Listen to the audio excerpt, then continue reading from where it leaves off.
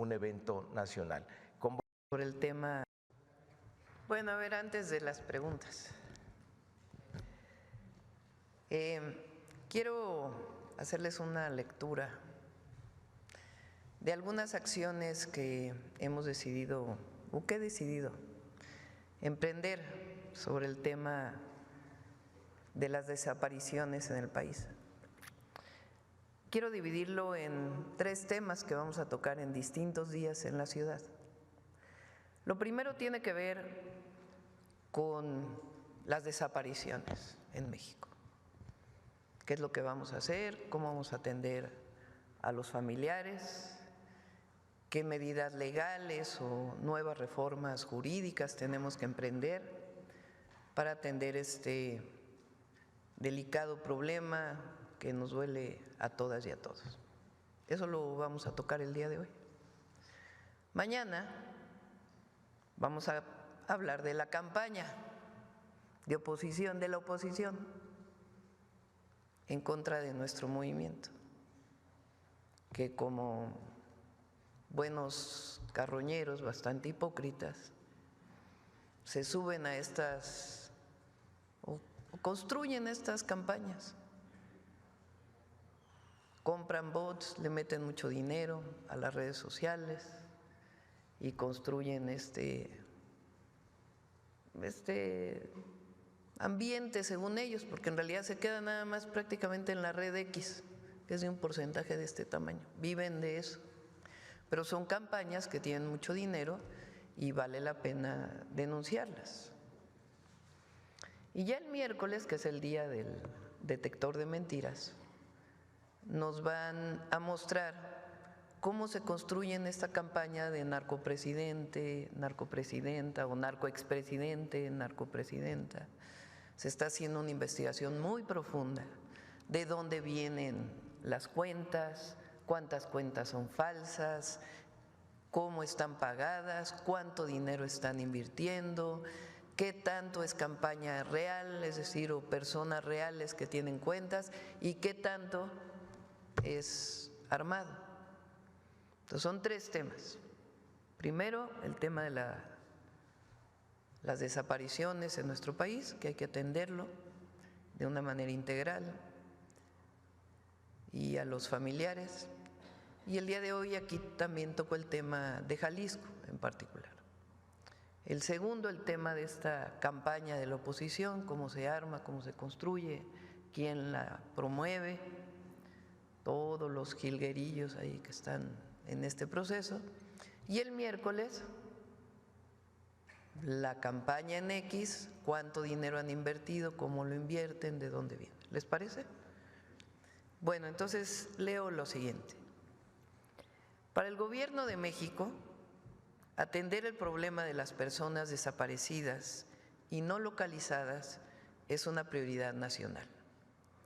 También lo es conocer la verdad de los hechos y hacer justicia a las víctimas y a sus familiares. Toda mi vida lo he sostenido y lo hago como presidenta. Siempre estaré del lado de las víctimas y de la justicia. Por eso seguiremos en la tarea de buscar, localizar, identificar y atender a las familias de las personas desaparecidas. En el marco del humanismo mexicano, la atención a las víctimas de desaparición y otros delitos, así como su acceso a la justicia y el bienestar, requiere de nuestra máxima atención. Para lograrlo, estamos trabajando en coordinación con los 3 órdenes de gobierno, lo cual es fundamental para evitar la impunidad. Actuamos con sensibilidad y empatía con quienes buscan a sus hijos o sus seres queridos. Escuchamos la necesidad de los familiares de personas desaparecidas. Nuestro deber es apoyarlos a través de la Comisión Nacional de Búsqueda y la Comisión Ejecutiva de Atención a Víctimas y observar para que las fiscalías y el Poder Judicial hagan cada uno su tarea para encontrar a sus familiares y se sancione a los responsables. Cada autoridad estatal, municipal, federal, fiscalías, Poder Judicial debe asumir su responsabilidad. Es importante aclarar que antes, en el pasado, la desaparición en México era perpetrada por el Estado. Ahora está principalmente vinculada con la delincuencia organizada. En cualquier caso, es un delito grave que debe prevenirse, atenderse y sancionarse. Y por ello, actuaremos en el marco de la ley y con toda la fuerza del Estado. La construcción de la paz y la lucha contra la impunidad es un eje de mi gobierno. Por ello he tomado la decisión de llevar a cabo las siguientes acciones inmediatas. 1. El día de hoy estoy firmando un decreto para fortalecer la Comisión Nacional de Búsqueda, a fin de ampliar su capacidad de atención, análisis de contexto y la adquisición de equipos tecnológicos que acompañen la búsqueda con evidencias científicas. 2. El próximo jueves estaré enviando varias iniciativas de reforma al Congreso de la Unión. La primera, una reforma a la Ley General de Población para consolidar el Certificado Único de Registro de Población como la fuente única de identidad de las personas que permita cruzarla con todos los registros administrativos que existen en el país para generar alertas que faciliten la identificación de indicios de vida de personas reportadas como desaparecidas. En esta labor participará la Secretaría de Gobernación por medio del Registro Nacional de Población y la Agencia de Transformación Digital y Telecomunicaciones. La segunda iniciativa se trata de una reforma a la actual Ley General en materia de desaparición forzada de personas, desaparición cometida por particulares y del Sistema Nacional de Búsqueda de Personas, para crear la base única de información forense que se alimente con datos de los servicios periciales de las 32 fiscalías estatales y la Fiscalía General de la República, así como de los servicios forenses estatal y federal. Crear la Plataforma Nacional de Identificación Humana, que comunique y actualice la totalidad de registros administrativos y forenses de cualquier autoridad de todo el país, incluido, cuando así se le llame, el registro electoral del Instituto Nacional Electoral, para cotejo de huellas dactilares, realizar consultas que identifiquen indicios de vida o incluso a personas fallecidas. Fortalecer el Centro Nacional de Identificación Humana, que tendrá a su cargo la gestión de la Plataforma Nacional de Identificación Humana, que contará con todas las técnicas, incluidas la identificación de ADN, con el apoyo de instituciones científicas y en colaboración con la Fiscalía General de la República, las fiscalías estatales, la Comisión Nacional y las comisiones estatales de búsqueda, así como la Agencia de Transformación Digital. 3. Incorporar en la ley nuevos protocolos que permitan generar una alerta de búsqueda inmediata de todas las corporaciones y entidades del país, así como abrir de inmediato carpetas de investigación por el delito de desaparición o no localización sin necesidad de esperar 72 horas, como todavía ocurre en algunos estados de la República. 4. Equiparar el delito de desaparición al de secuestro y homologar tanto penas como procedimientos de investigación del delito de desaparición en todas las fiscalías estatales y la Fiscalía Federal. 5. Establecer la publicación mensual de las cifras de carpetas de investigación sobre desapariciones de las fiscalías estatales y la Fiscalía General de la República como medio del Secretariado Ejecutivo del Sistema Nacional de Seguridad Pública. 6. Fortalecer la Comisión Ejecutiva de Atención a Víctimas para el acompañamiento, apoyo y asesoría a todos los familiares que tienen alguna persona desaparecida.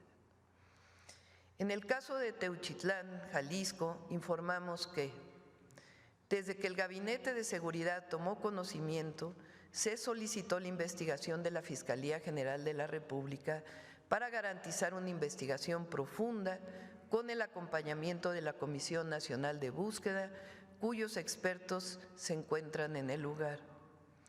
Estamos comprometidos en brindar certeza y verdad a las familias de las personas desaparecidas, esclarecer los hechos mediante la información que se obtenga de la evidencia científica y se persiga a los responsables. No habrá impunidad. Nunca ocultaremos nada. La verdad debe prevalecer siempre. En mi gobierno no habrá construcción oscura de verdades históricas nunca. Desde el gobierno no se tolerará la construcción de verdades a medias o falsedades. Siempre estaremos con la verdad y con la justicia.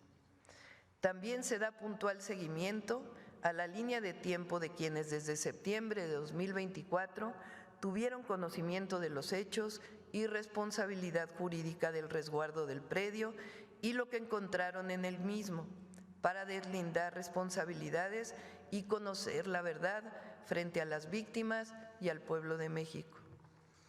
Instruí a servidores públicos de la Secretaría de Gobernación y la Comisión Nacional de Búsqueda a atender a los familiares de las víctimas y personas desaparecidas, en este y en otros casos.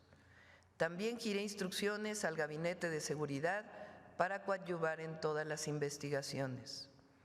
Estamos pendientes de que el próximo miércoles la Fiscalía General de la República informe al pueblo de México de los avances en las investigaciones y las pruebas que tiene sobre este caso.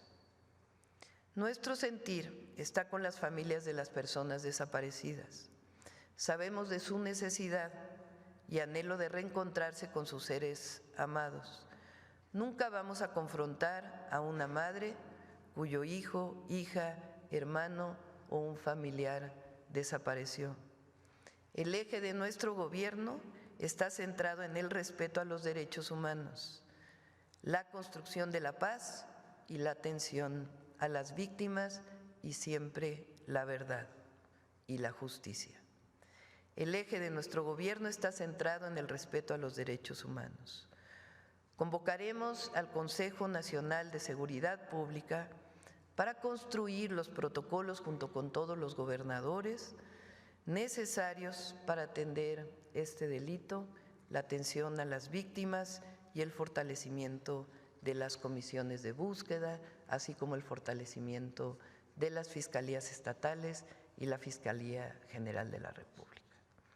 Esto con respecto al tema del delito de desaparición y a los familiares que tienen lamentablemente un familiar desaparecido. Ahora sí, adelante. Aquí adelante. Buenos días, Presidenta. Manuel Pedrero, de los Reporteros MX. Es bueno saber que van a hacer este ejercicio sobre la manipulación del debate en redes sociales, pero también hay manipulación en la vida real. Corroborando con compañeros de la fuente presidencial, si uno analiza los videos del ataque a Palacio Nacional, y valdría la pena hacer la distinción, una cosa es la manifestación legítima desde el dolor auténtico de los familiares que no encuentran a las víctimas, pero luego se encuentran, por decirlo suave, estos grupos subversivos que se montan en estrategias de golpeteo. Si uno analiza los videos del ataque a Palacio Nacional, se dará cuenta que hay muchas personas que coincidentemente se encuentran involucradas también en el ataque al Senado de la República. Hay, por ejemplo, una figura femenina que en el Senado ostentaba un pico para abrir el cerrojo del Senado. Esa misma persona aparece en los videos del ataque a Palacio Nacional. Y coincidentemente también estos grupos hasta atrás involucrados, siendo ordenados por personajes que sí formaron parte de un narcogobierno como Javier Lozano, e incluso personal del equipo, del ex equipo de la ex candidata presidencial Xóchitl Gálvez, entre ellos su gente de comunicación social. Preguntarle más allá del análisis que van a hacer en el terreno digital, qué decirle a los mexicanos para que estén al tanto de aquellos que se suben a estas protestas legítimas montadas en las causas de la derecha para terminar haciendo un efecto de golpeteo mediático a su gobierno. Por eso decidí separar los temas, que un tema es la atención a los familiares, en el mismo tema estamos hablando pues del delito de desaparición y cómo atenderlo, cómo prevenir, atender a los familiares y al mismo tiempo sancionar a los responsables y encontrar a los familiares desaparecidos o a las personas desaparecidas. Uno es este tema y hay que reforzarlo y hay que trabajar conjuntamente, gobierno federal, gobiernos estatales, fiscalías, que es muy importante, y el Poder Judicial, porque también hay casos en donde hay detenciones y son liberados porque supuestamente no tienen todas las pruebas. Entonces, este es un tema. Se ha atendido, pero necesitamos atenderlo más. Y para ello incluso necesitamos lo que menciono, necesitamos modificar las leyes para que haya un solo registro, porque en muchos de los registros ni siquiera hay los suficientes datos de las personas desaparecidas que están registradas en la Comisión Nacional de Búsqueda. Tenemos que garantizar que todas las personas que alguien denunció tienen una carpeta de investigación en alguna fiscalía. Y tenemos que garantizar también prevenir el delito, que en el momento que un familiar denuncia una desaparición, nadie diga nos vamos a esperar 72 horas para empezar a buscarlo, porque esas 72 horas pueden ser claves. Entonces, que de inmediato cuando se denuncie se despliegue toda la fuerza de los gobiernos para poder localizar a la persona. Todo esto está contenido en esto que estoy planteando y la atención a los familiares de las víctimas. Este es un tema. El segundo tema, pues es toda esta campaña que tiene que ver también con lo que ocurrió en la puerta de Palacio Nacional el sábado, como bien lo comentas. Por eso lo vamos a tocar mañana, para que no se confundan los dos temas, porque si no después dicen que no hay sensibilidad y que estamos hablando de la campaña. No, una cosa es la atención al delito de desaparición y la otra es esto. Y en efecto, ahí vamos a encontrar cómo particularmente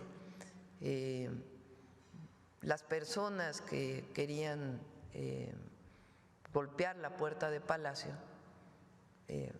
ni siquiera venían directamente en la marcha, es un grupo distinto.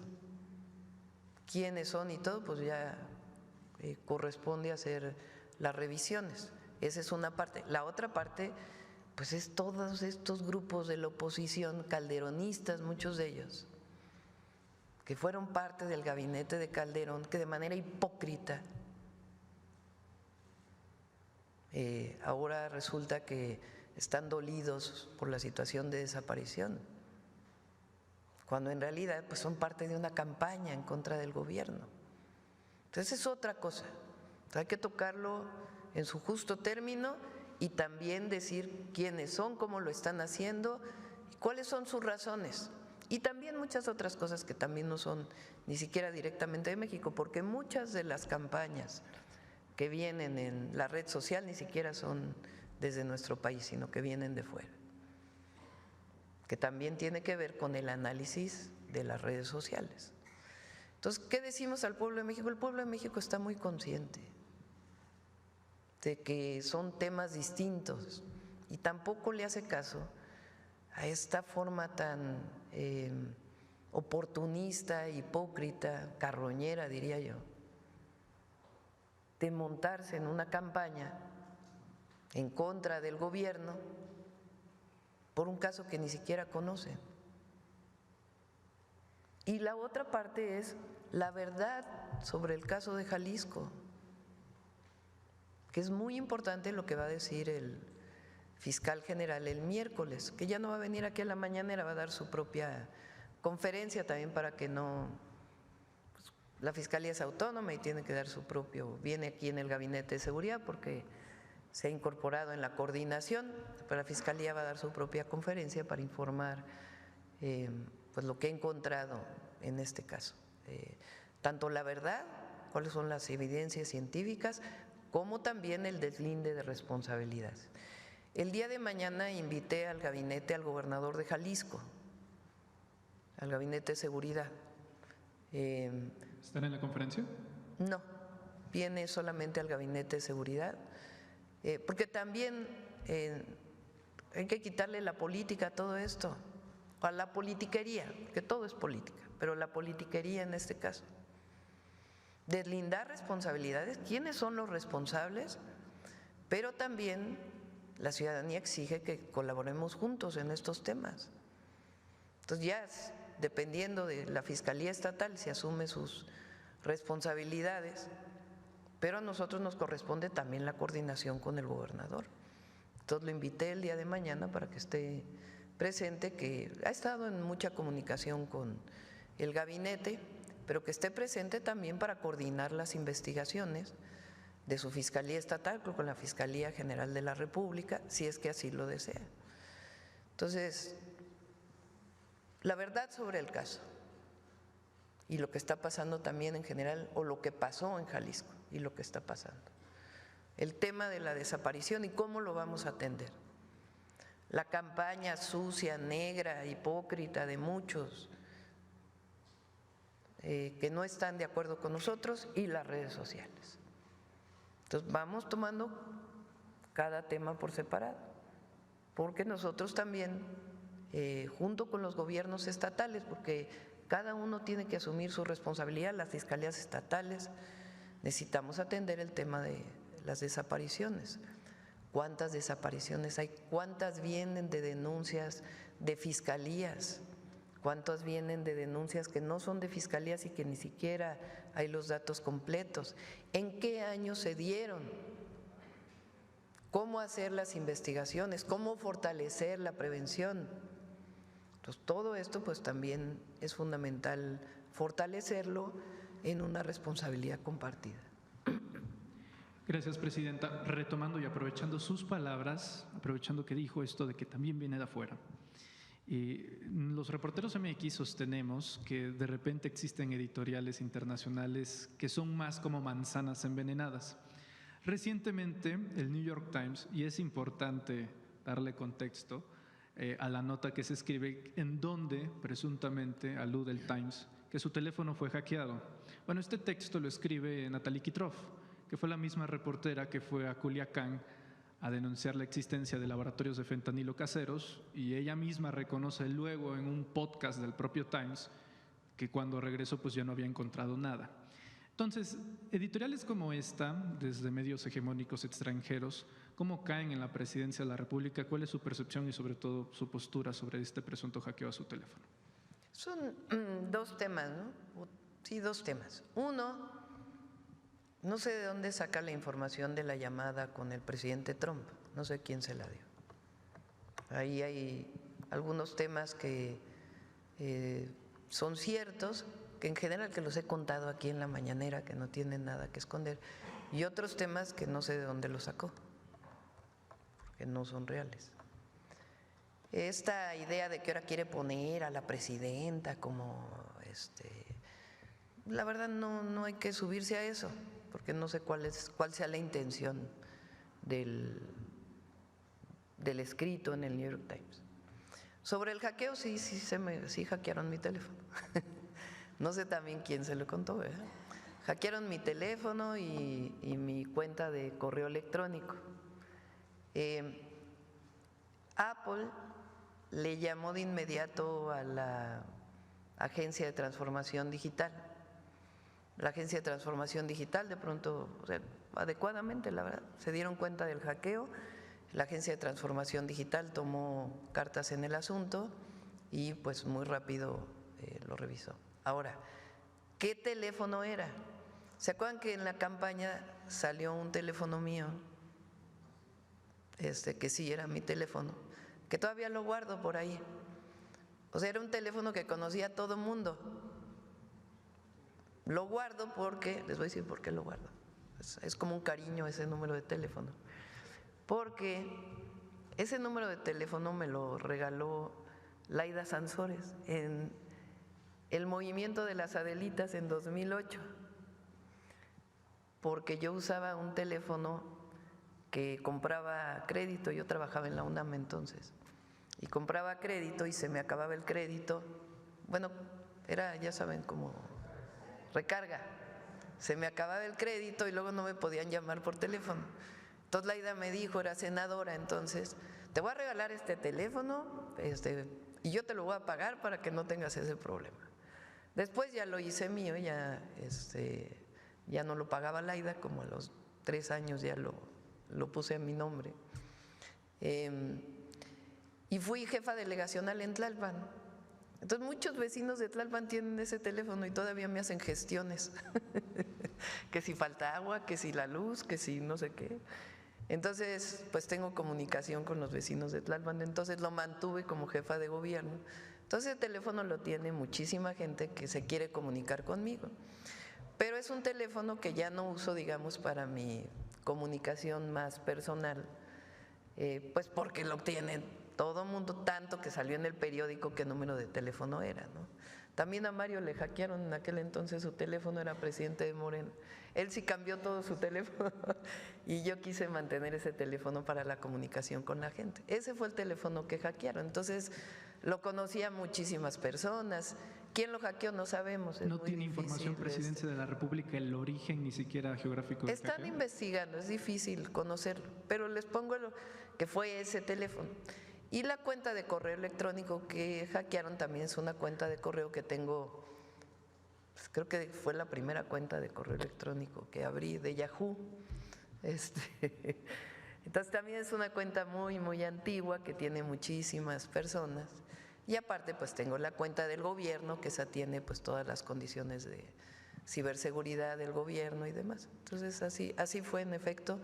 No sé cómo conoció esta reportera del hackeo, pero pues les platico que así fue. ¿Tomará medidas para prevenir un escenario de este estilo otra vez? Pues las tiene el gobierno en las cuentas oficiales, en mi teléfono personal, pues ya tengo otro teléfono, por obvias razones no lo voy a dar aquí. Y ese teléfono pues sigue recibiendo algunas solicitudes de gestión que de vez en cuando recibo y contesto. Para finalizar, Presidenta, Jacqueline Malinali Gálvez Ruiz fue sentenciada a 89 años de prisión y el día de ayer confesó que sí utilizaba el nombre de su hermana, Xóchitl Gálvez Ruiz, para atraer sus víctimas de secuestro. ¿Tiene alguna postura al respecto? No quisiera opinar. Quien comete un delito pues tiene que rendir cuentas y ser sancionado. Hasta ahí.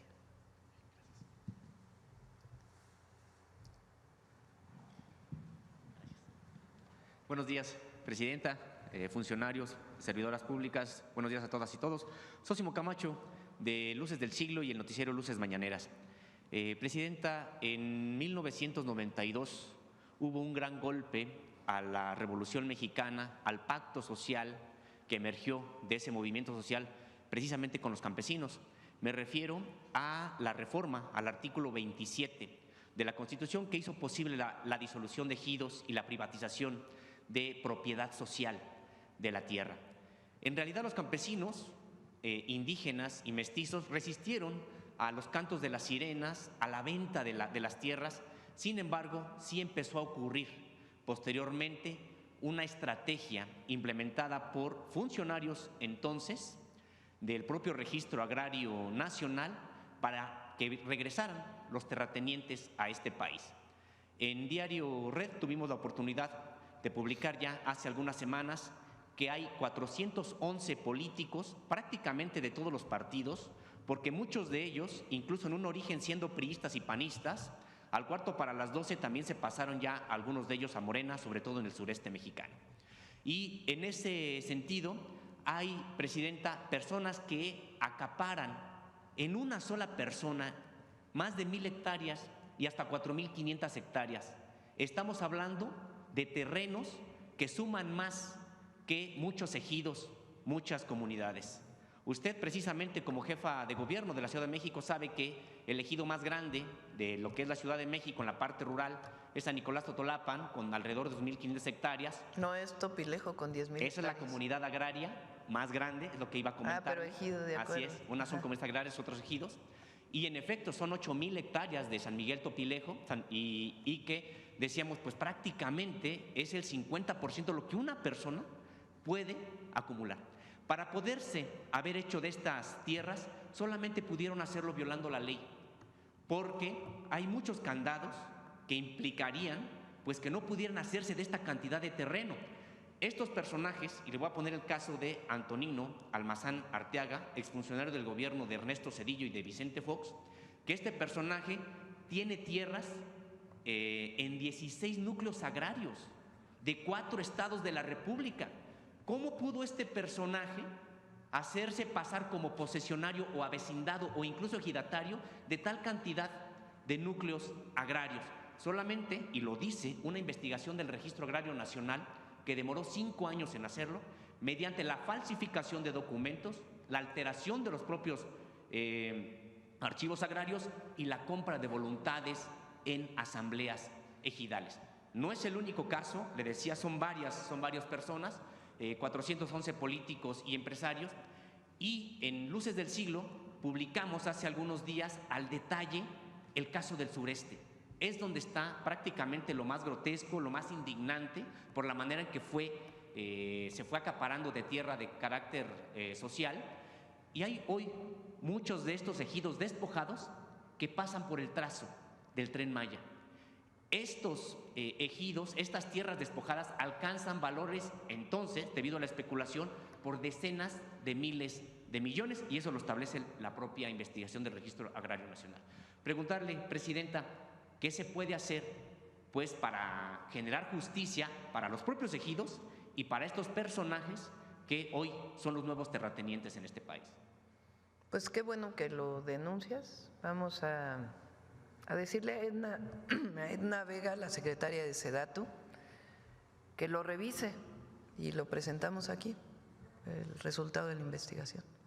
Presidenta, ¿y no considera usted en algún momento, así como ha venido recuperando el espíritu de la Constitución en distintos temas, también reformar el artículo 27 constitucional, pues para evitar esta disolución tan fácil de los propios ejidos y de la propiedad social? Sí, hay que revisarlo. No es tan sencillo. Lo que sí es el acaparamiento. Entonces vamos a hacer una revisión general y con gusto lo presentamos aquí y vemos si hay delitos, pues que se presenten las denuncias. Presidenta, y en otro tema, durante el periodo neoliberal, prácticamente la política exterior de este país se redujo a mantener, entre comillas, buenas relaciones con Estados Unidos, pero que eso se tradujo muchas veces en subordinar la agenda de México a los intereses de Estados Unidos. Hay varios casos, pero probablemente los más indignantes ocurrieron durante los sexenios panistas, tanto de Vicente Fox como Felipe Calderón, porque habría que recordar cómo incluso en el sexenio de Vicente Fox hasta se le pidió a un jefe de Estado que comiera y se fuera por instrucciones del entonces presidente de Estados Unidos.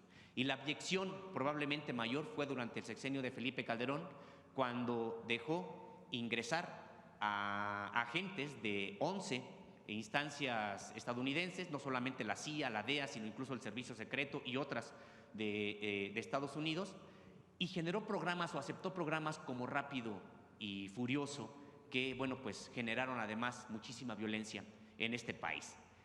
Presidenta, en estas conversaciones intensas que se tienen con el gobierno de Estados Unidos, Donald Trump y algunos de sus funcionarios han insistido que sobre la mesa está cualquier cosa para combatir a los cárteles de la droga en México. Y usted se ha referido que México no solamente está defendiendo un tratado de libre comercio, sino la soberanía y también la dignidad del propio país. En ese sentido, preguntarle si ha habido algo en las negociaciones, en las conversaciones con Donald Trump, que su gobierno haya dicho no estamos dispuestos a aceptar esta parte. Siempre hemos defendido la soberanía y lo tiene muy claro el gobierno de los Estados Unidos.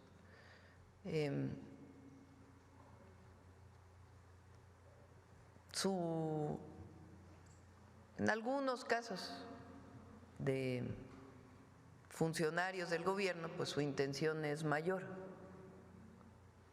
Pero, por ejemplo, salió por ahí una nota de que en una reunión el secretario de la Defensa le había dicho al secretario de Marina si necesitaba ayuda para que el secretario de la Defensa de Estados Unidos les planteó que si necesitaban ayuda para que el ejército de los Estados Unidos pudiera intervenir. Pero pues tenemos un secretario de Defensa y un marino muy patriotas que le dijeron no, nos coordinamos, colaboramos, pero la soberanía de México es inviolable. Entonces puede haber algunos que tienen a lo mejor alguna otra idea, vamos a ponerlo así, porque tampoco ha habido nada ofensivo. Y siempre hemos dicho que no, que en eso no, que colaboramos, coordinamos, compartimos información y hasta ahora ha funcionado muy bien. Presidenta, ¿no le han solicitado, por ejemplo, el regreso de los agentes de las organizaciones, de estas agencias más bien de seguridad de Estados Unidos? Hay permisos para agentes. La Ley de Seguridad Nacional, y ahora creo que ya fue aprobada por todos los congresos, la iniciativa que envíe de reforma constitucional de la soberanía, de fortalecimiento de nuestra soberanía. Establece muy claramente que cualquier agente, se les llama, o persona que pertenece a algunas agencias de investigación del gobierno de los Estados Unidos, tiene que tener un permiso de relaciones exteriores. Desde que estaba el presidente López Obrador se hizo una mesa de trabajo del Gabinete de Seguridad y de Relaciones Exteriores para que ahí se autorizara, más que una persona en Relaciones Exteriores, es el propio gabinete quien determina cómo se dan esos permisos para su actuación en el país y de acuerdo con la ley mexicana pues tienen que cumplir una serie de requisitos e informes que tienen que estar dando. Entonces en ese marco pues se autoriza. Antes era distinto, ¿verdad? Como bien dice, sobre todo en el periodo de Calderón. No sé si recuerdan, fue público, cuando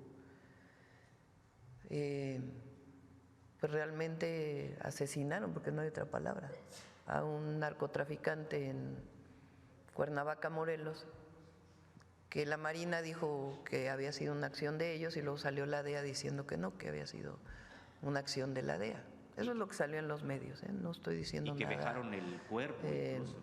Sí, no estoy diciendo nada que no se conozca públicamente. Entonces, ahora lo que hay pues es coordinación, sencillamente, tiene que haber coordinación. Somos países iguales, no hay uno sobre otro y nos coordinamos para la seguridad en ambos lados de la frontera. Muchas gracias. Gracias. Por cierto, hoy quedamos de ver lo del maíz, ¿lo tienen? Para ahorita no, pero antes de que veamos Humanismo Mexicano para ponerlo. Y si tienen la firma por ahí, de una vez lo firmamos. Ajá. Presidenta, buenos días. Juan Bautista de Voces del Periodista.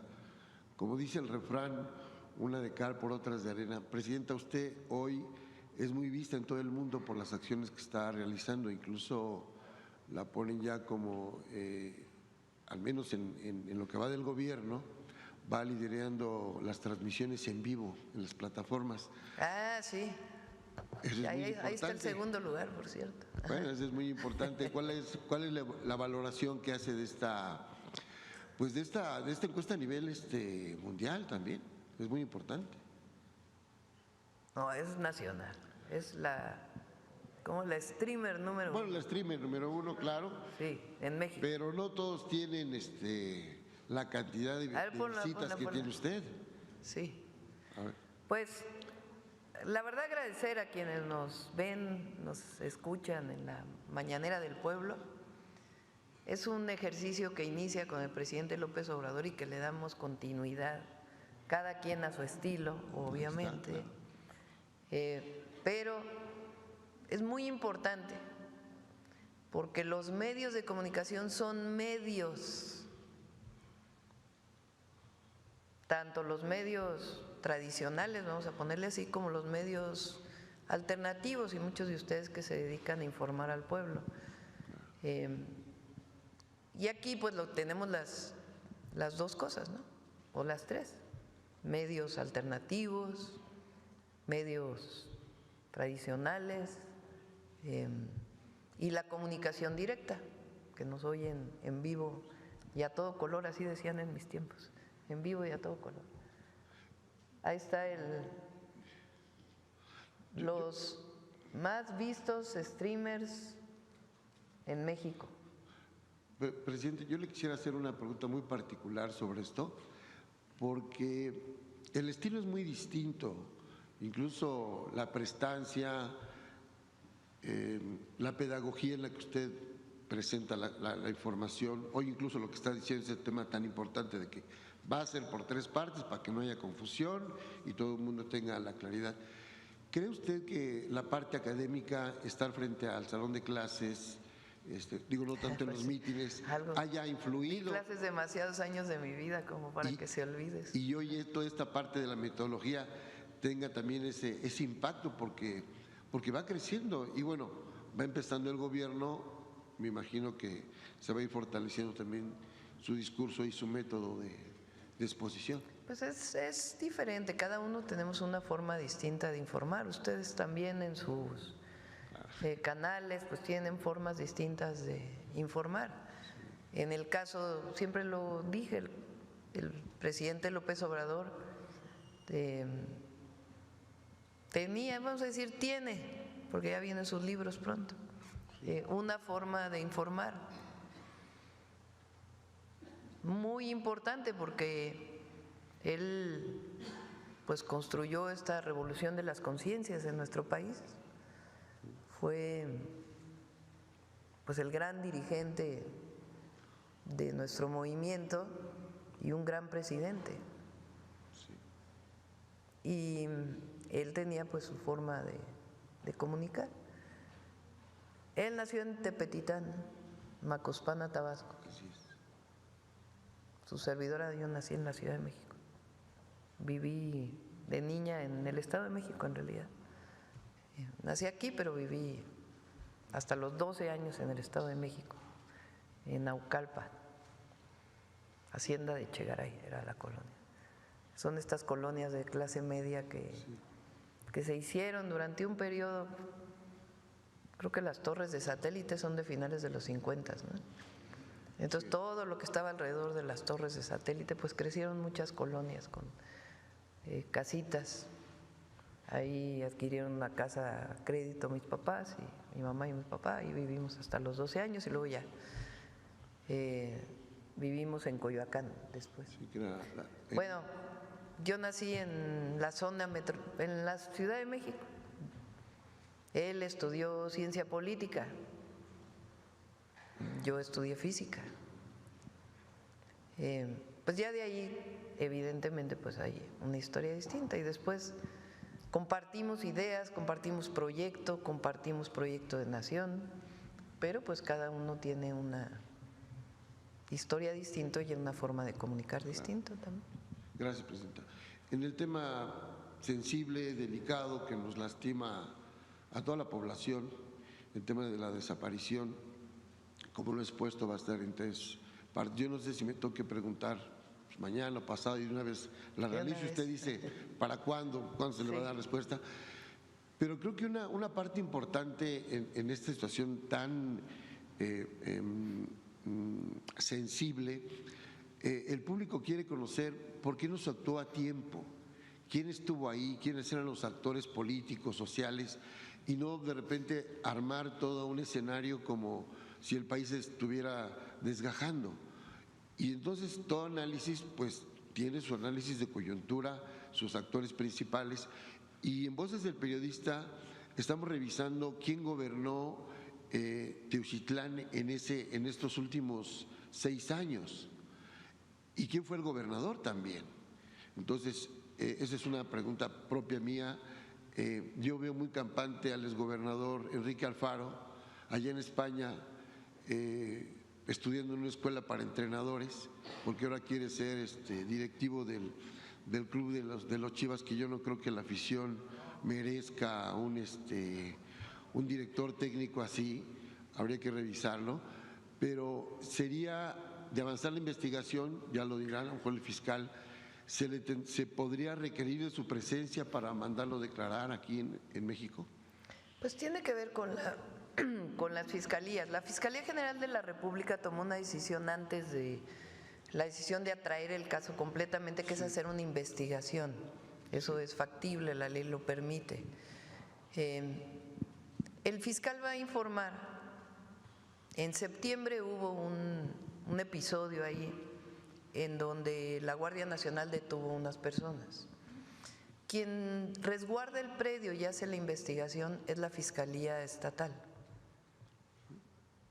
Entonces, la Fiscalía General de la República está revisando qué pasó desde ese momento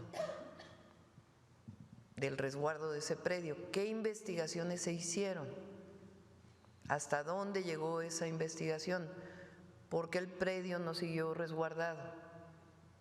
Entonces, todo eso lo está haciendo la Fiscalía General de la República y hay que esperar su investigación. También qué encontraron en el predio, que también es muy importante. La verdad porque se ha dicho muchas cosas y tiene que haber evidencia científica, no es solamente lo que se diga. ¿Qué se encontró en el predio?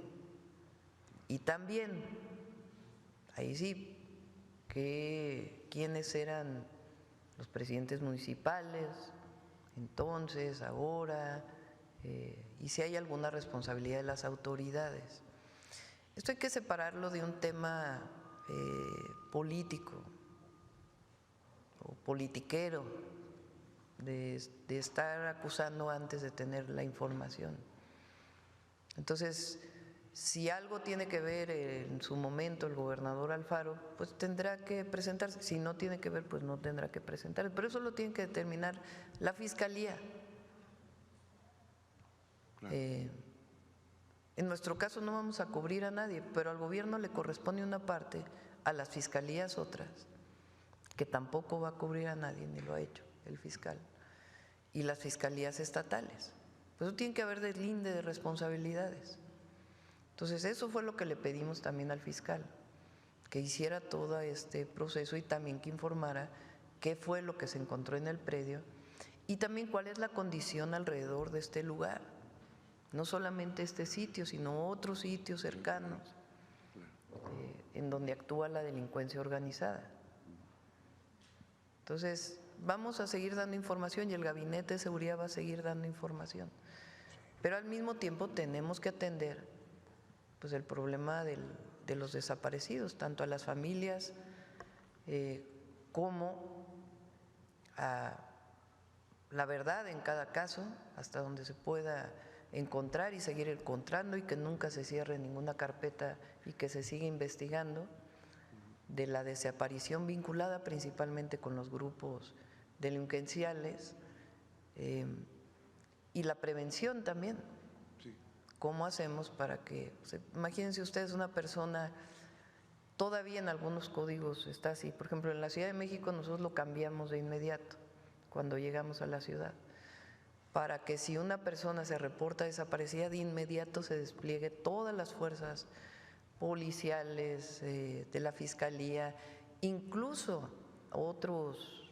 otras instituciones, por ejemplo, en todo el territorio está la Secretaría de Bienestar.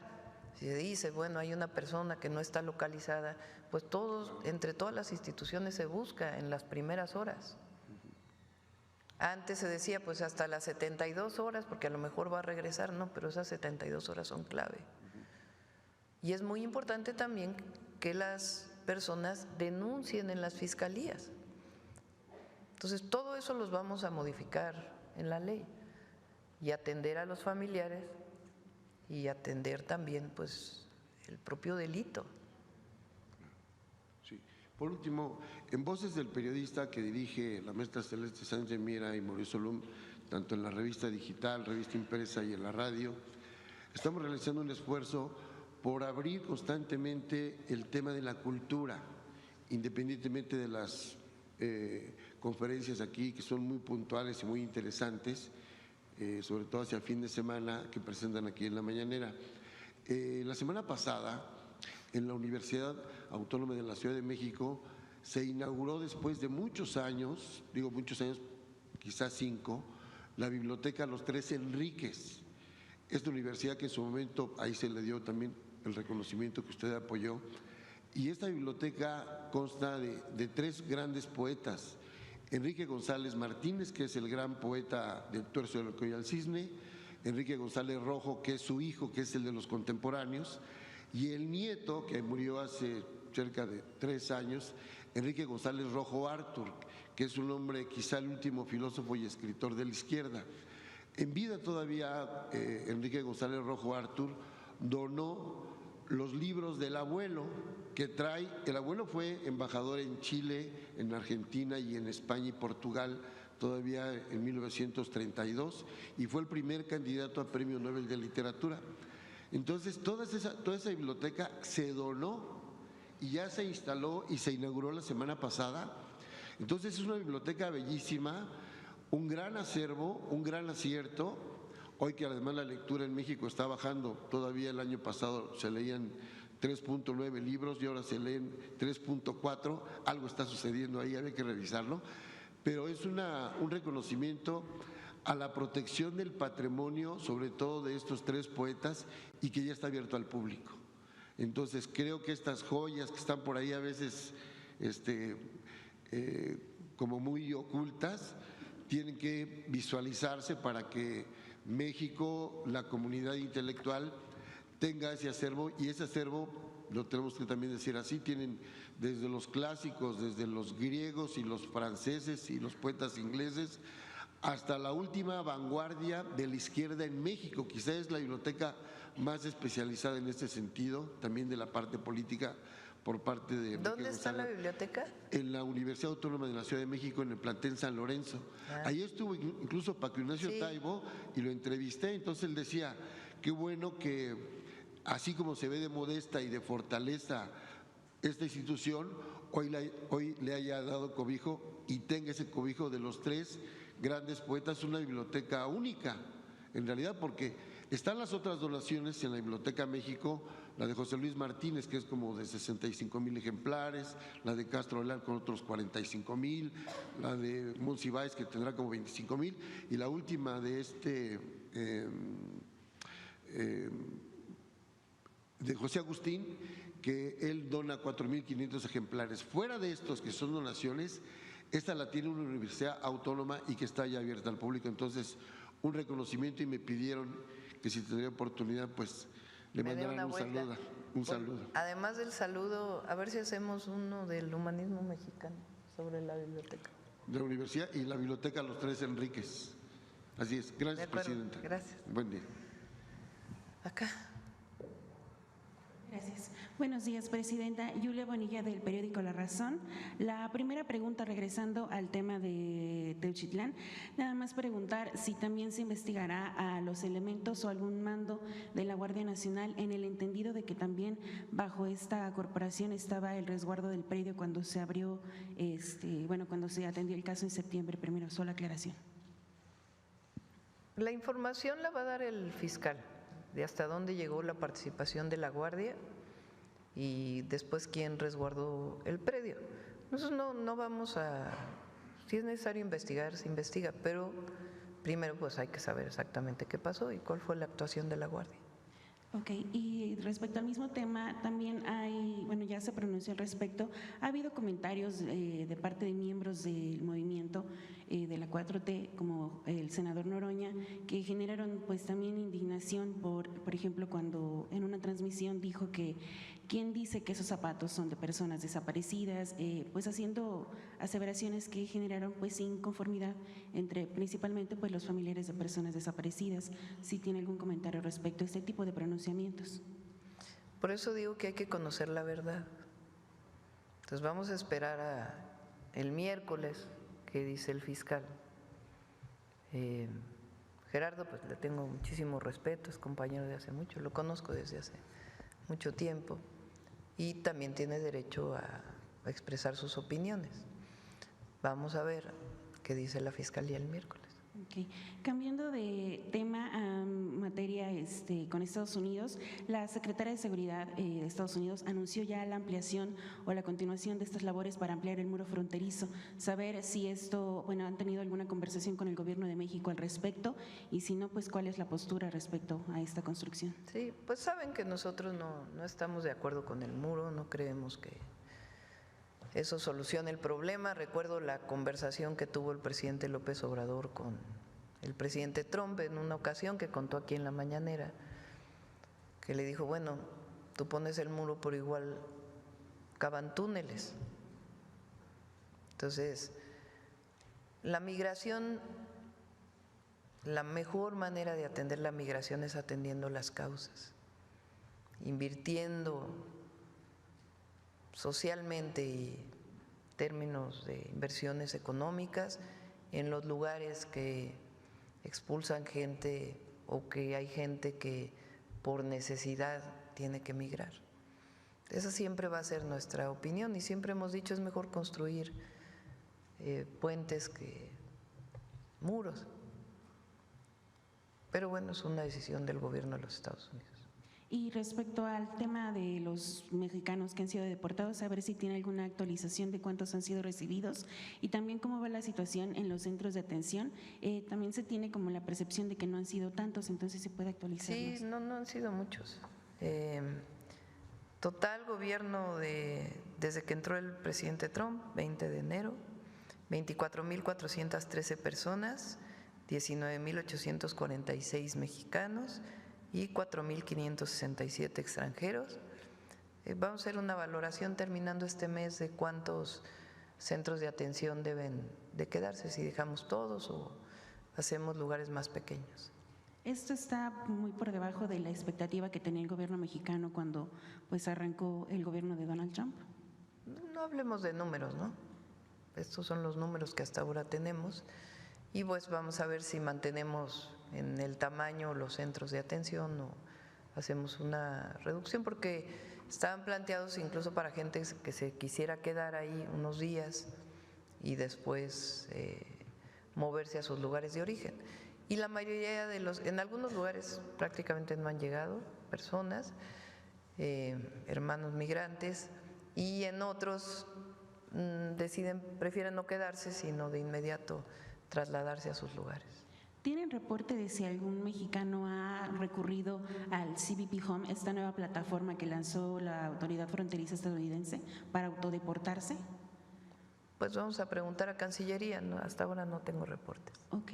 Y bueno, ahora pasando al tema de la reforma judicial, continúa la vigilancia por parte de algunas organizaciones civiles sobre las listas de las candidaturas y bueno, pues siguen apareciendo inconsistencias, además del abogado del Z40 que ya está dentro de la lista, han aparecido otras denuncias pues de familiares, etcétera, vinculados o que conocen a algunos de los candidatos sobre que algunos tienen pues pendientes legales en materia de acoso, de deuda de pensión alimenticia o otros que están relacionados con algunas presuntas desapariciones, todo esto bajo el supuesto de presuntos. Entonces, saber si esto pues… No he visto esta información que dices, no la he revisado.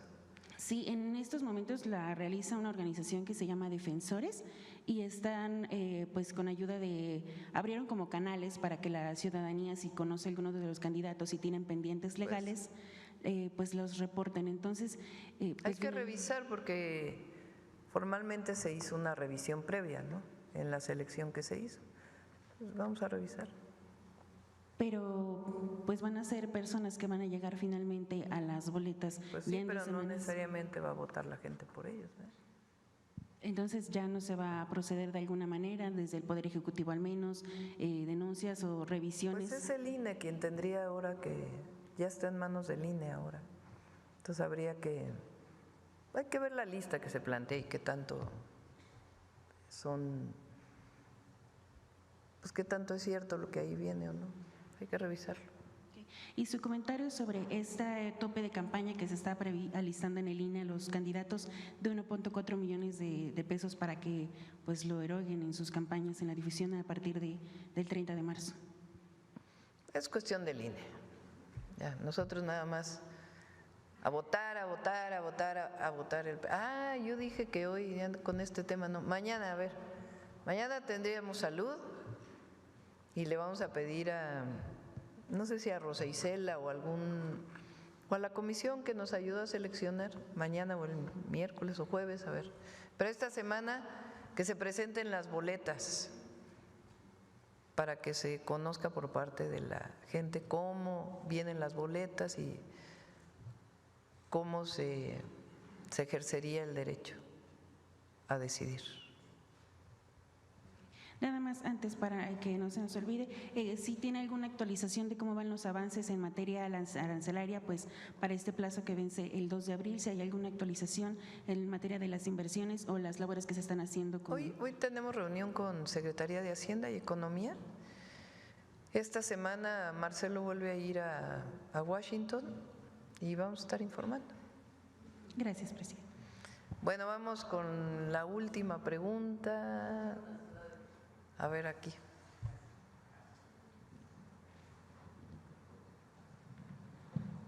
Oye, Paulina, quedamos que 2 personas iban a preguntar hoy, ¿no? ¿Ya preguntaron? Entonces fue antier. Bueno, de jueves a viernes. Bueno, si vienen mañana, les toca mañana, si les parece. Adelante. Buenos días, señora presidenta. 3 acá, sí. Buenos días a todos los presentes. Elides Fernández, de Noticias del Movimiento Conciencia y colaboradora del programa radiofónico Iztaccíhuatl en el Sendero de la Luna, así como del canal de YouTube Animales con Derechos, Uniendo Causas, Conectando Derechos.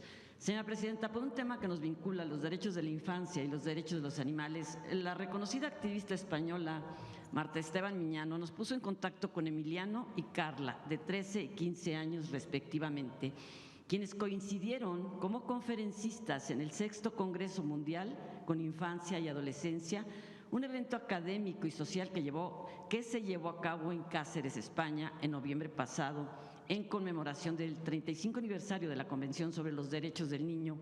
El título de este congreso fue Educar para la Felicidad. El cerebro humano se nutre no solo con información, sino con la inculcación y el conocimiento de valores como el respeto, la bondad, la ternura, la amabilidad o la compasión. Durante el encuentro mencionado se escucharon importantes voces reforzando la certeza de que es fundamental para un cerebro sano educar para la felicidad. Resulta que Emiliano y Carla son oriundos del Estado de México y han decidido acompañarnos durante la Marcha por los Animales del 30 de marzo, denominada La Niñez, los Animales y un Ambiente Sano para Todos, que partirá del Ángel de la Independencia al Zócalo en la Ciudad de México a las 11 horas. Ellos marcharán para exigir, cito, su derecho como niñas, niños y adolescentes a convivir, a atender, cuidar y proteger la vida y a los más vulnerables sin distinción de especie. Es una propuesta esperanzadora y revolucionaria que surge de las nuevas generaciones. Hacemos un respetuoso llamado a Mario Delgado, titular de la Secretaría de Educación Pública, para que pueda recibirnos a la brevedad posible y escucharnos como una aportación de nuestras infancias a este gobierno y que coadyuve al mandato de nuestra Carta Magna de incluir en los planes y programas educativos la protección y el cuidado de los animales. Emiliano y Carla me han solicitado le entregue a usted, señora presidenta, un escrito petitorio, mismo al que le darán lectura al arribar al Zócalo capitalino en la mencionada Marcha por los Animales del 30 de marzo. Sin duda habrá que atesorar, fortalecer y transmitir sus peticiones, pues representan la empatía natural de gran parte de la niñez. ¿Tiene algún comentario o mensaje para estos adolescentes activistas? Pues qué bueno que están trabajando en esto. Y ahí Mario, que apoye. Y le dejo la petición a Paulina. Por favor, sí. Y otra pregunta, señora presidenta. Usted siempre ha dicho, hay que hablar con la verdad. Y nos dimos a la tarea de investigar, procurando ser honestos en nuestro activismo, pero sobre todo no perder el rigor periodístico fundamental cuando informamos. En estos días se ha tomado la decisión, con la mejor de las voluntades, valentía y deseo de consenso, llevar a cabo los espectáculos taurinos libres de violencia en la Ciudad de México. Sin embargo, según un informe de la Asociación de Veterinarios Abatna, compuesta por más de 400 profesionales de la salud animal, este formato de toreo somete a los toros a un intenso sufrimiento físico, psíquico y emocional que comienza mucho antes de entrar al ruedo. Su transportación es uno de los factores que a mayor estrés provoca en los toros, habiéndose demostrado pérdidas de su peso hasta de 30 kilos en función de las distancias recorridas, encerrados en cajones donde la temperatura en su interior en el verano alcanza más de 50 grados centígrados. Los toros en algún momento son confinados en chiqueros oscuros, lo que les provoca miedo y angustia por el aislamiento y la falta de referencias visuales. Con respecto a la protección de la cornamenta, el estudio veterinario señala que las manipulaciones de estas son un factor altamente dañino para los toros, ya que ellos utilizan sus cuernos para medir distancias y orientarse en su entorno. Una vez en el ruedo, estos animales, que no están hechos para el ejercicio aeróbico, son obligados a embestir una y otra vez hasta el agotamiento, lo que les provoca lesiones musculares severas debido a la acumulación de ácido láctico en los músculos. En numerosas ocasiones, y como se ha documentado, esto deriva en un proceso de acidosis metabólica, fallos orgánicos y en algunas ocasiones la muerte del toro, a pesar de no haber sido herido con ningún elemento punzante. ¿Qué dice parte del informe de Abatna sobre las corridas sin sangre? Cito: según estudios de laboratorio, a partir de la sangre de estos toros hay evidentes signos de deshidratación con hematocrito elevado y un aspecto espeso y oscuro, lo que indica un estado de sufrimiento prolongado. Otra cuestión que se plantea, como bien se conoce en el sector taurino, es que los toros aprenden rápidamente y no se pueden volver a torear. ¿Qué va a hacer entonces de todos esos toros que ya no pueden ser utilizados en la plaza? Cuesta mucho creer que vayan a ser protegidos todos ellos hasta su muerte natural. ¿Y qué ocurre con los caballos víctimas olvidadas de las corridas de toros? ¿Van a continuar siendo embestidos por los toros de más de 500 kilos padeciendo terror y graves lesiones? Estos espectáculos no podrán evitar accidentes. Todos hemos visto imágenes terribles cuando un toro de media tonelada embiste y aún con los cuernos protegidos causa un daño grave o hasta la muerte de una persona en presencia de niñas y niños. Si el objetivo es hacer cumplir el mandato de nuestra Carta Magna de prohibir el maltrato animal, reforma que impulsó el Movimiento Conciencia con el Ejecutivo Federal en este espacio de la mañanera, el camino no es la abolición del maltrato, el camino es la abolición del maltrato, no la regulación del mismo. El formato de toreo que se pretende solo perpetuará el dolor de los toros sin resolver el problema de fondo: crueldad, vejación, violencia, adoctrinamiento a nuestra niñez e injusticia en aras del entretenimiento humano a partir del uso y abuso innecesario de un ser vivo, sintiente y consciente. En conclusión, la ciencia ha demostrado que en este tipo de corridas sin sangre, el sufrimiento y por lo tanto el maltrato, incluyendo caballos, no es menor y simplemente se oculta como en muchas otras tradiciones. Si alguien considera que es un gran paso, una jugada maestra para la abolición de la tauromaquia, probablemente esté en lo correcto, porque ahora contamos con el aval de nuestra Constitución. Pero mientras nacerá otra figura jurídica de maltrato animal, y con ello nuevos aficionados atraídos por lo que podría verse como un espectáculo éticamente aceptable. ¿Dónde quedarán entonces las décadas de lucha para mostrar y demostrar el terrible sufrimiento de los animales en espectáculos de diversa estructura, aunque no haya muerte pública? Estaremos retrocediendo años en la percepción de que mientras no se mate, no es maltrato y violencia, lo que justificará circunstancias análogas, incluso en el ámbito familiar y escolar. Por último, la actividad económica y la crianza del toro de lidia de forma ética podría hacerse con la creación de santuarios y reservas protegidas que fomenten un turismo fotográfico y de observación de esta bella raza y de su comportamiento natural. Un turismo que enseña a nuestra niñez el bienestar, cuidado, protección de los animales y del medio ambiente. Y sí hay que conservar y preservar el arte que emana alrededor de la temática de la tauromaquia, así como sus grandes obras, contemplarlas en un museo, y su cultura, estudiarla en los libros de historia. Lo antes expuesto en relación con el maltrato animal está basado en valoraciones científicas para que literalmente a toro pasado no pueda decirse no lo sabíamos y que la historia nos juzgue. Señora Presidenta, la pregunta es: ¿le interesaría conocer el informe técnico veterinario sobre el sufrimiento de toros y novillos en las lidias incruentas? Sí, cómo no. Ahora hay puntos de vista distintos, ¿no? Hasta en la ciencia hay puntos de vista distintos. Entonces, pues hay que revisar unos y otros. A mí me parece que es un avance lo que planteó la jefa de gobierno. Habrá otros puntos de vista, pero yo considero que es un avance importante. Pero con gusto revisamos el documento. Gracias. Sí. Bueno, vamos con el maíz. A ver si nos ponen el… Son 2 artículos, porque la vez pasada leímos uno.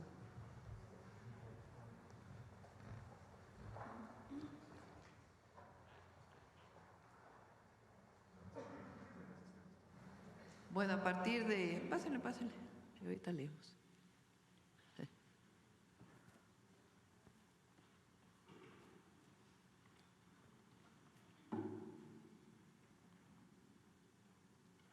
Gracias.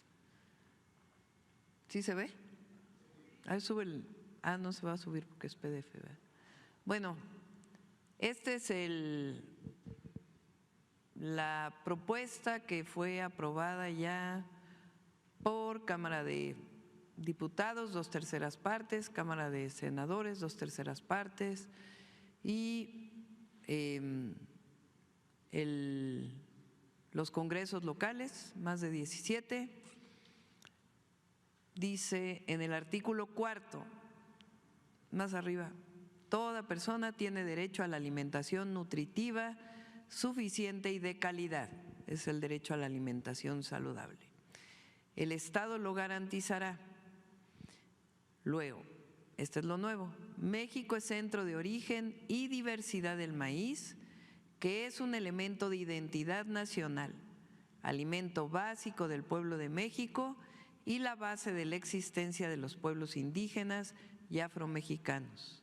Su cultivo en el territorio nacional debe ser libre de modificaciones genéticas producidas con técnicas que superen las barreras naturales de la reproducción o la recombinación como las transgénicas.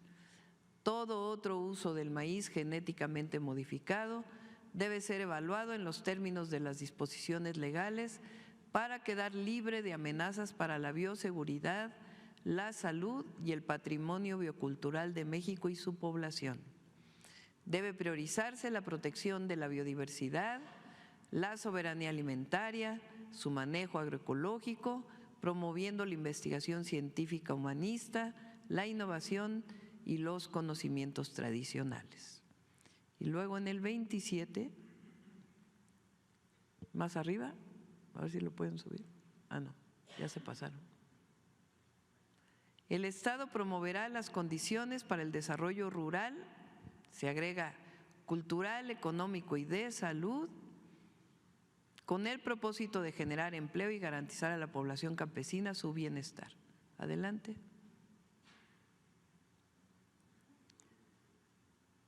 A ver, regrésense porque no leí completo, perdón. Fomentará la actividad agropecuaria y forestal, cultivos tradicionales con semillas nativas, en especial el sistema Milpa, para el óptimo uso de la tierra libre de cultivos de maíz genéticamente modificado en los términos definidos en el artículo 4, con obras de infraestructura, insumos, créditos, servicios de capacitación, investigación, innovación, conservación de la agrobiodiversidad y asistencia técnica, fortaleciendo las instituciones públicas nacionales. Asimismo, expedirá la legislación reglamentaria para planear, organizar y monitorear la producción agropecuaria, su industrialización y comercialización, considerándolas de interés público.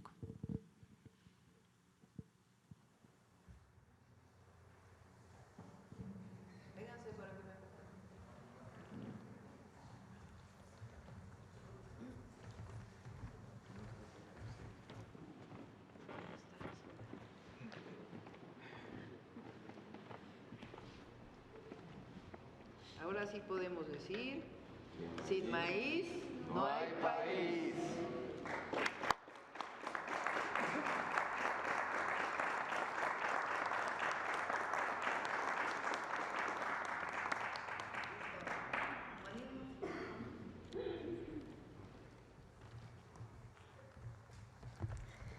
Con su permiso, Presidenta, buenos días a todos y todas. A mi parecer, uno de los grandes aportes de la historia es la posibilidad que nos brinda de ejercer nuestro derecho a la memoria, de recuperar acontecimientos del pasado que nos permiten valorar la voluntad y el respaldo del pueblo como dos elementos esenciales para marcar el destino de una nación. Un ejemplo de ello es la expropiación petrolera, acto de soberanía en el que se logró imponer la justicia laboral y el bienestar colectivo sobre los intereses particulares y la avaricia de empresarios extranjeros que explotaban nuestra riqueza petrolera. En este caso, una prueba irrefutable de que el general Lázaro Cárdenas gobernaba por el pueblo y para el pueblo fue la intervención radiofónica que realizó aquel 18 de marzo a las 10 de la noche, en la que comunicó que la decisión de expropiar fue una solución justa y bien meditada para acabar con la extensa disputa entre las empresas petroleras y el gobierno nacional. La contundencia del mensaje que dio en aquella ocasión generó el inmediato respaldo popular.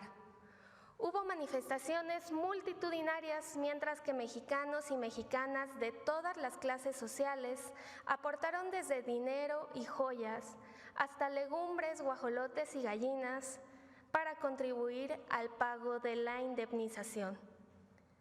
Así que por todo esto, vale la pena que hoy recordemos la expropiación petrolera como un referente histórico de humanismo mexicano, expresado a través de la unidad en torno a la defensa de la soberanía nacional y de nuestra riqueza petrolera, misma que fue recuperada a partir de entonces para el beneficio del pueblo de México.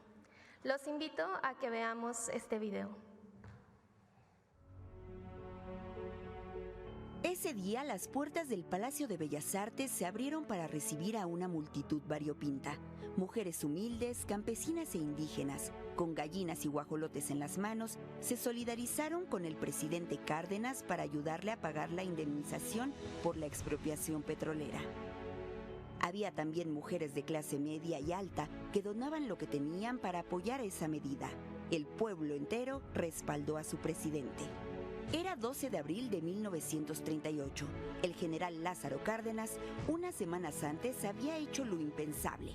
El 18 de marzo había nacionalizado el petróleo.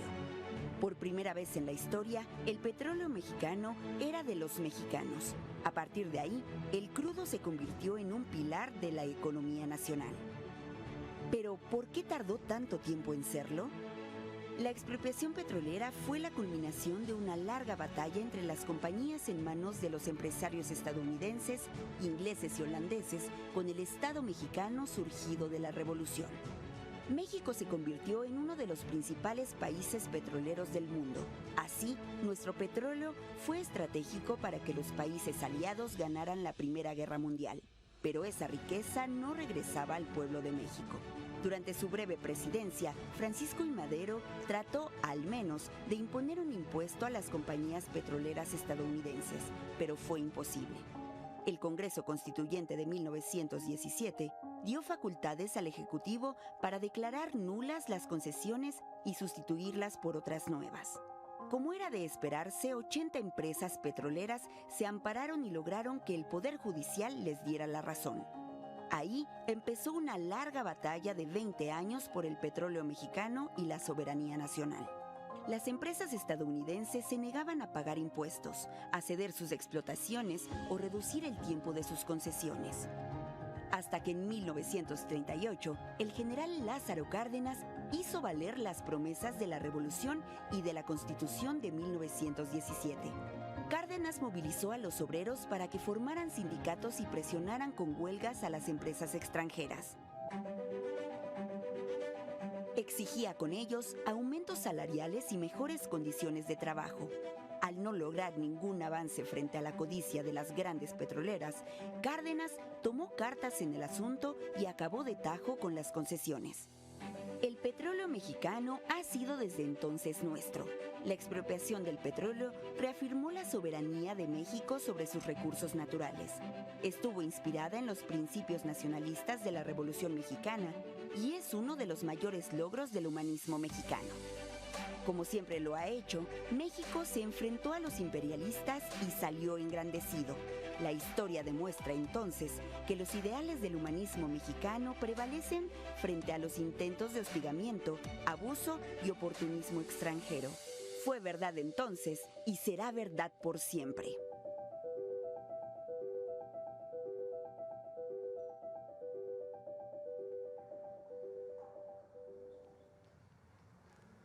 Muchas gracias. Nos vemos la próxima semana para hablar de humanismo zapatista. Nos vemos. Protestas de empresarios de Estados Unidos que piden al gobierno de Trump que se abra un panel para ajustar la política energética inconformándose con las recientes reformas que se aprobaron. Pero no afectan en nada el tratado comercial. Nada. Pero entonces no habrá retroceso, digamos, en la política que usted ya diseñó. Sí, no. Y además no afecta, no. Recuerden que en el Tratado de Libre Comercio, en el TEMEC, el petróleo se excluyó completamente de esto y además el tema de la inversión privada en un sector continuo. Entonces, no tiene por qué haber, puede haber inconformidad, pero legalmente no tiene sustento. Ya hablamos mañana de eso si quieren. Pues tampoco tiene porque es voluntario. No, nosotros no estamos obligando a nadie. Es voluntario. Si el empresario quiere firmar, firma.